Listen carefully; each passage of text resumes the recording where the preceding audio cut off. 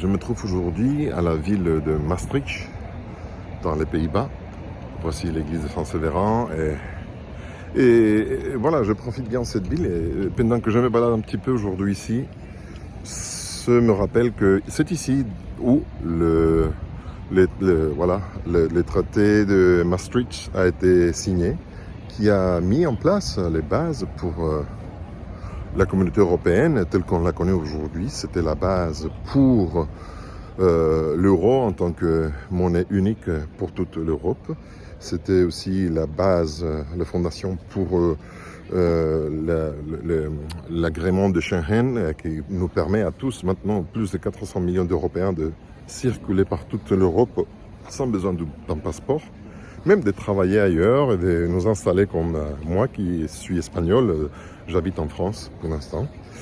Et donc, c'est ici où on a vu la naissance, on va dire, de l'Union européenne. Et ça m'a fait réfléchir dans une prophétie, à une prophétie biblique que se retrouve dans Daniel chapitre 2.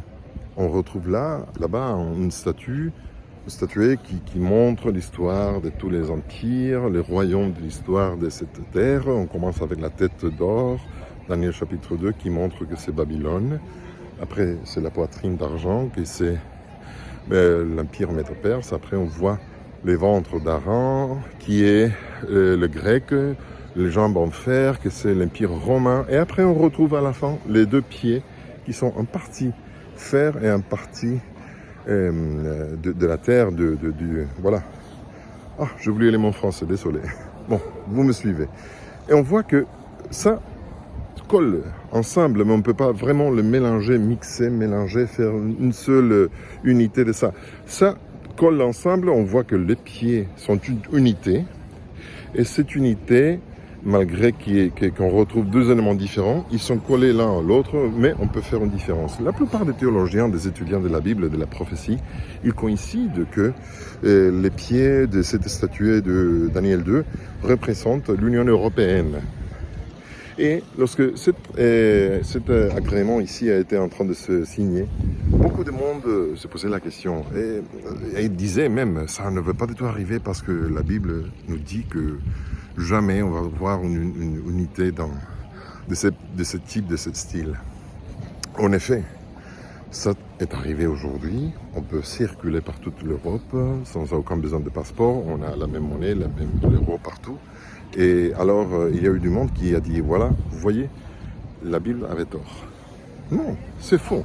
Parce qu'on voit que les pieds forment une unité, une forme, un pied, même s'il y a deux éléments différents. Et aujourd'hui, après plusieurs décennies d'expérience, on voit la même chose. Il y a des pays dans l'Europe que malgré qu'ils sont tous ensemble, dans cette Union européenne, il y a vraiment des différences.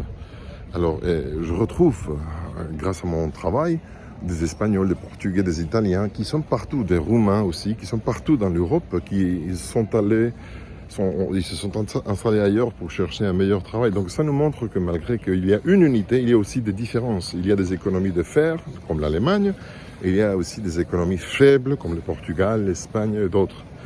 Donc on voit que la Bible annonçait ce qui est correct, une unité, avec deux éléments différents, que malgré qu'ils sont collés, ils sont ensemble, ils sont dans une unité, ils ne se mélangent pas complètement, comme aujourd'hui l'Europe. Et ça nous montre une fois de plus que la Bible a raison, que cette prophétie était correcte, malgré qu'il y avait du monde qui disait que ça n'allait arriver jamais. Bon, c'est arrivé et nous montre en effet l'accomplissement, ça va au-delà de ce qu'ils pensaient. Et par ailleurs, en réfléchissant à tout ça, je partage cette pensée avec vous, ça nous montre aussi que juste après les pieds, il ne reste rien, sauf le royaume de Dieu qui tombe du ciel, qui s'installe sur la terre. Alors on est vraiment près de la fin de l'histoire telle qu'on la connaît aujourd'hui. Alors ça doit nous faire réfléchir aussi au retour de Christ, dont la Bible nous parle assez largement. Bref, je vous invite à lire la Bible, à relire Daniel chapitre 2. Si vous avez besoin de renseignements, mettez un message. Je vais vous envoyer une étude biblique par rapport à ça. Je n'ai pas de soucis pour le faire. Mais d'autre côté, c'est pas que la curiosité de connaître comme cette Union européenne a été annoncée, mais aussi de nous rendre compte combien nous sommes proches de la fin de l'histoire telle qu'on la connaît, ou j'aime bien plutôt dire, on se rapproche d'une refondation de l'histoire de l'humanité. On est vraiment près de ce moment-là. Est-ce que tu es prêt? Je t'invite à le faire, à être prêt, à te préparer.